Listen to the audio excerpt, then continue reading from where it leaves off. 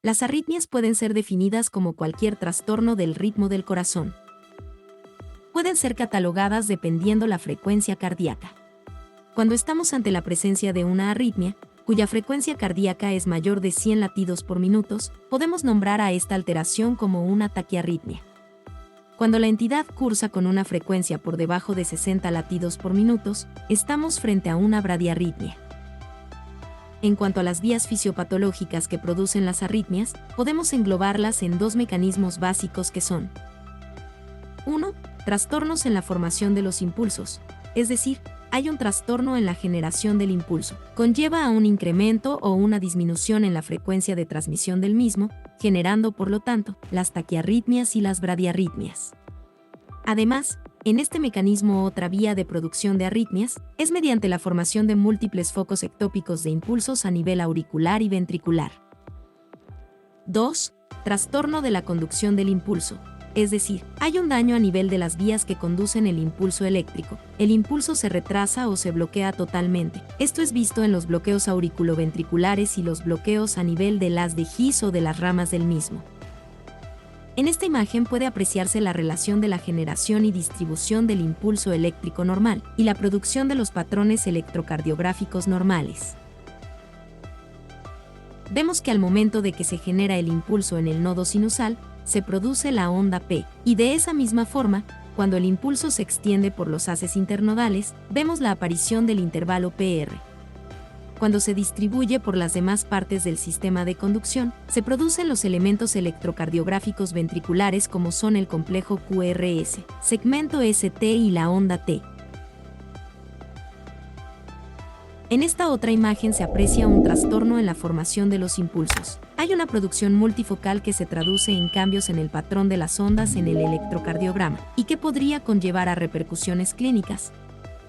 En esta próxima imagen vemos un caso del mecanismo fisiopatológico del trastorno en la conducción de los impulsos, recordando que dicho mecanismo produce un retraso o bloqueo del impulso, provocado por un daño a nivel de la fibra.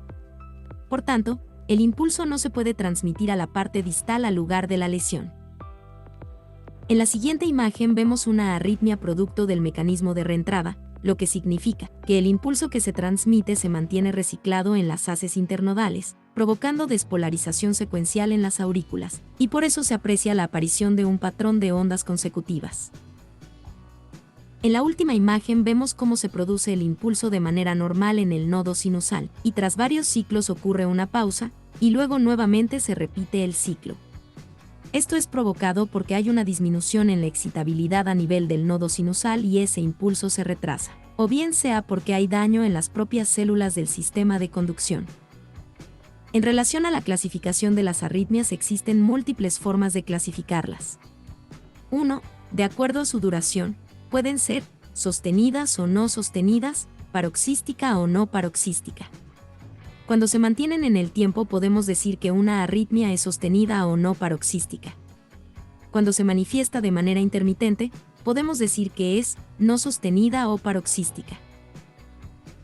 2. De acuerdo a su origen, pueden ser clasificadas como A. Supraventriculares, que son las que se originan por encima del haz de His, es decir, en el nodo sinusal o las haces internodales o el nodo auriculoventricular. B. Las ventriculares que se originan en los propios ventrículos.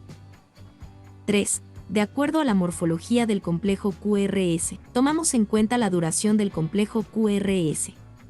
Una arritmia con un complejo QRS con una duración mayor de 0.12 segundos es catalogada como QRS ancho. Generalmente, estos casos son asociados a las arritmias ventriculares.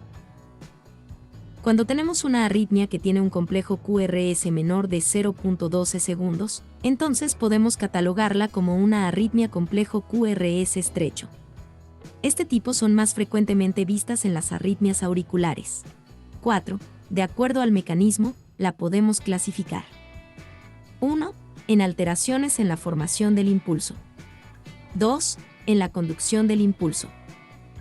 A partir de este hecho, cada una de las arritmias adoptaría el nombre dependiendo de dónde se esté produciendo la alteración específicamente. En el próximo video aprenderás a reconocer las principales arritmias cardíacas.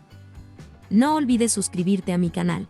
dame un me gusta, activa la campana de notificaciones y comparte este video.